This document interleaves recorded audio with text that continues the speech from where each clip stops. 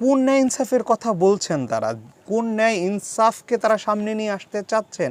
যেখানে দেখা যাচ্ছে যে তাদের জেলা জামায়াতের আমির বিমানবন্দরে 50 লক্ষ টাকা নিয়ে ধরা খাচ্ছেন, বিভিন্ন জায়গায় ভোট কিনতে গিয়ে তাদের নেতারা মানুষের হাতে অপদস্থ হচ্ছেন, বিভিন্ন জায়গায় তারা ভোটারদেরকে টাকা দিচ্ছেন।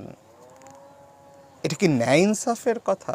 অন্যান্য রাজনৈতিক দল করে, সেটা মেনে নেওয়া যায়, তার কারণ সেই সকল রাজনৈতিক দল তো ধর্মীয় আবেগকে ব্যবহার করে না, ন্যায় নীতির কথা তারা বলে না, তারা ন্যায় ইনসাফের কথা বলে না, তারা ধর্মীয় বয়ান চালু করে না।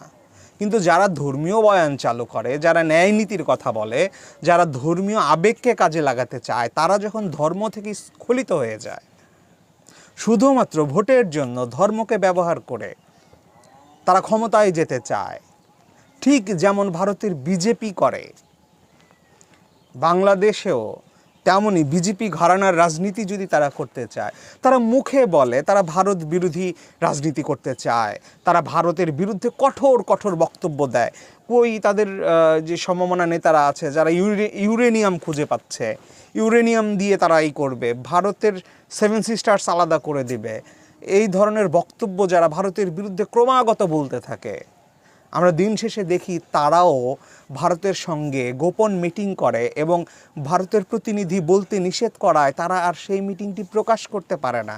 শেষ পর্যন্ত ভারতের গণমাধ্যম সেই সংবাদটি নিশ্চিত হওয়ার জন্য যখন আমির সাহেবকে জিজ্ঞেস করেন, তখন আমির সাহেব ভেবে দেখেন যে এটা আর গোপন রাখার কোনো সুযোগ নাই, তার কারণ ভারত অলরেডি তাদের গণমাধ্যমে এটা প্রকাশ করে দিয়েছে, বলে দিয়েছে। তাছাড়া ভারতের গণমাধ্যম তাকে কীভাবে প্রশ্ন করে?